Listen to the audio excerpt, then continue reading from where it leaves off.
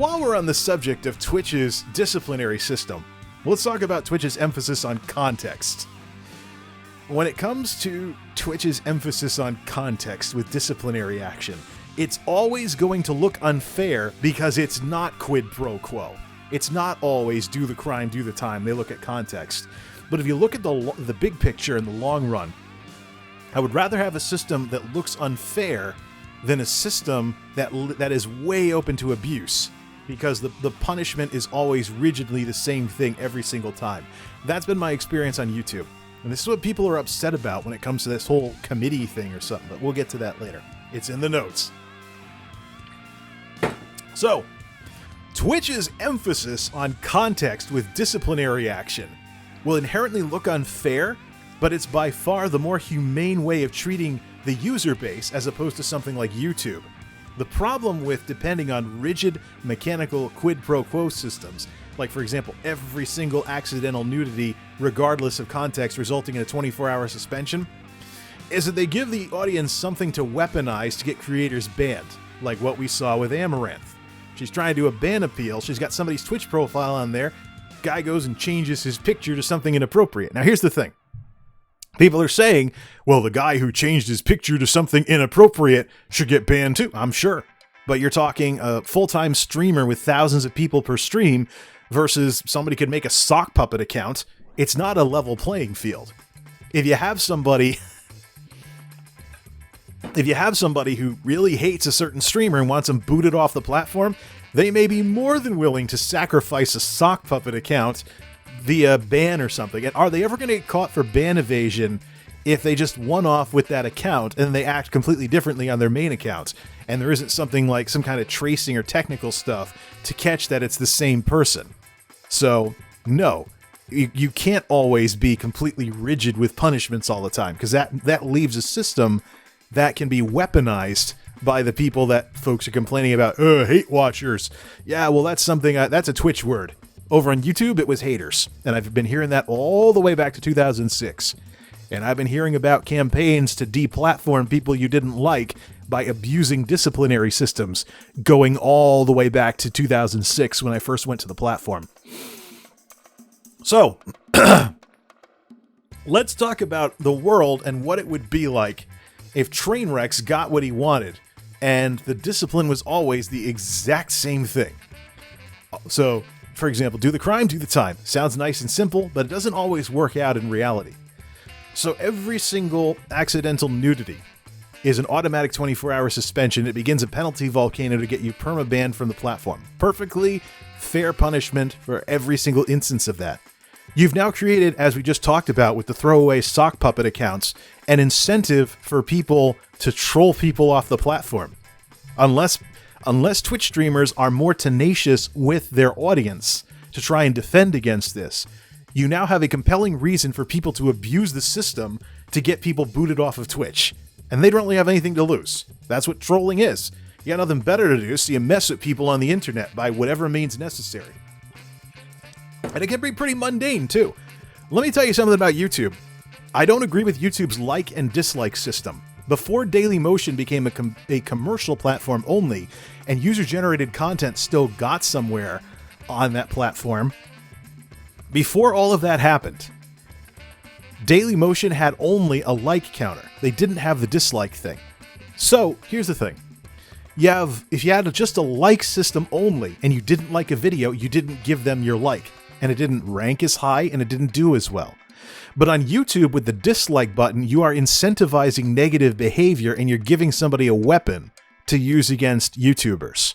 So, that's one of the reasons why every so often I will turn off the counters for likes and dislikes on my videos, because I notice a pattern with the dislikes. I don't get a lot of dislikes. A lot of people like what it is that I do. But when I start seeing every single upload on a variety channel getting exactly the same number of dislikes every single time, that's either sock puppets or it's a bunch of folks working together to coordinate. They all want to dislike everything that I upload because they have nothing better to do. And YouTube, unfortunately, doesn't have harsh enough systems when it comes to blocking and banning at the user level. So here's how it works. You show up on someone's YouTube channel. You don't like this person. You troll them in the comments, they ban you. You can't put I think it's a shadow banning system, so you can still comment, but nobody's going to see it. So you find out that you're shadow banned or you're blocked, and you still don't like this person, so you just start disliking every single thing they upload until you get bored and you go do something else. There's nothing stopping you from using that, as opposed to simply less people liking a video because only positive reinforcement is recognized on the platform. And the way you say that you don't approve of something is to not hit like. That's an edge that I think Dailymotion has had for years, despite their struggles versus YouTube in terms of competition. So that's the thing with this sort of thing. Systems often have unintended consequences. If you know any HR professionals, if you know any human resource, if you've ever bumped heads with a human resources person, they'll tell you there's people out there. The reason why a lot of companies have stuffy rules about things like attendance and stuff and policies and stuff like that is usually because of the worst of the worst. It's one of those can't have nice things thing. So you'll get some stuffy attendance or sick time policy because there's people that play the system, and the system basically, and there might even be people getting angry at the people playing the system, but the only solution in order to not engage in favoritism is to have something consistent. So that means consistently treating people like crap. It's corporate America for you folks. It's an attitude in corporate America. You'll find it if you get involved in large corporations like I've been for years. So the big thing that matters when it comes to Twitch discipline, even if it looks inconsistent because the Twitch admins look at context, to their credit, mind you, what matters here is looking for something like a pattern of abuse. And because Twitch has policies about how you act off of the platform as well, if you're somebody who's being toxic as all heck on Twitter and blame shifting and blowing up about it and trying to get people mad because of something you did that's going to get you suspended, that should count against you. And the policy is there for Twitch to do exactly that. So if you have someone who's playing the ban system to turn disciplinary action into a publicity stunt, you should be harsher on them, quite frankly. It's not fair, but is it really inconsistent if you respond to an individual based on the way that they conduct themselves? That's a question I have for managers whenever I talk business with people. HR tends to want the same exact results over and over again for things. However, if you have two individuals, one is hardworking and one is barely doing enough to not get fired, and one has a rotten attitude, and you treat the person who's the bigger team player better than the person with the rotten attitude, how are you not consistent when you are responding to your employees in a manner that is consistent with the way they conduct themselves in the workplace? That's the question I've had with some of these oversimplistic systems where everything's always the same every single time. And I think that applies to Twitch discipline as well. If you have someone playing the ban system, yeah, absolutely. You should be harsher on them. Otherwise, if you have somebody who does wholesome ad-friendly content, who is baited into a one-off incident by trolls, and then they try to be more tenacious afterwards, then why not just give them a warning or something? It will not be consistent because it's not always going to be do the crime, do the time, but it'll be consistent in the sense that the administrators at Twitch are responding to the user base in a way that is consistent with the way that these people are conducting themselves in the first place. Now, something else people got to keep in mind when they talk about inconsistent discipline on Twitch. Unlike with YouTube, which is basically upload central in the world of uploading videos, Twitch has competition. It may not be very good or effective competition, like Mixer is kind of blah at this point. I don't know, that might change if something happens and Twitch drops the ball. Or Microsoft decides they don't want to have the streaming site version of Internet Explorer. Oh, man. That could be the case. That could be the case, ladies and gentlemen. But because there is competition, and this is something I noted during the whole Alinity thing with the 24-hour suspension, she was talking angry as she was on her social media about, hey, if I were perma-banned, I would just go somewhere else like Mixer. Maybe she was joking about the whole Mixer thing. But here's the situation that this kind of competition sets up. Because there's competition in the streaming world, disciplinary action doesn't have the teeth that a lot of people think that it does. Here's how it works, and this is why I agree that nobody should ever truly be permabanned from Twitch, that they should always be able to rehab themselves and come back to the platform if they're serious and they have a dialogue going with people to help them, get themselves in line with what needs to be on the platform or not. So let's say you have somebody, they get trolled off of Twitch because they get baited into something TOS, like what we were talking about with the stuff where things get flashed on screen because people are messing with you. And you're not tenacious enough, and you get caught, and you get suspended, and eventually get penalty volcanoed off the platform. Now, you can take the lessons you've learned from failing at Twitch, so to speak, and just go to another platform, not make those mistakes, and do well on that platform.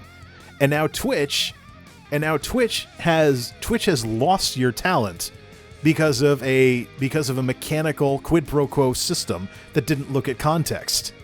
Now, in the YouTube world, when it comes to uploads, maybe Dailymotion is a competitor, but Dailymotion, since Vivendi bought it out, is focused primarily on commercial content. User-generated content, like what would pass as YouTube videos, is in a walled garden over on Dailymotion. So, wow, I'm going to have to take a break in the middle of this discussion. It's so big. But that's the kind of situation that Twitch opens itself up to. If they get harsh with the discipline and they really do permaban people from the platform, now you have a situation where somebody could just take the lessons they learned from Twitch, not make those mistakes again, and do well on YouTube or something.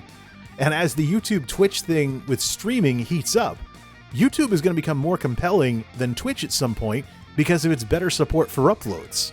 So, what position is Twitch in to not try to work with people who decide they want to get better at what it is that they do despite the mistakes that they've made, who show some remorse and want to clean up their act?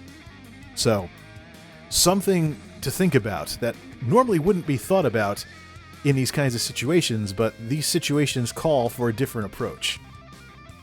See, the next thing I said was, so Alinity, she gets perma-banned from Twitch. She goes to Mixer, brings some of her audience with her, or she goes to YouTube or something. Now she could take the lessons learned from Twitch to not make those mistakes on YouTube. Do well there. Twitch loses the traffic. They lose, and in a sense, they lose the value of advertising because many of these platforms like YouTube are running like radio stations. Being able to sell advertising at a decent competitive rate is precisely the reason, is precisely the lifeblood of the business.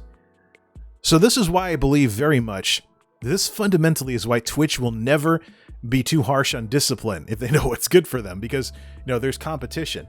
Anybody that they say get lost and never come back could theoretically learn their lesson and do well somewhere else.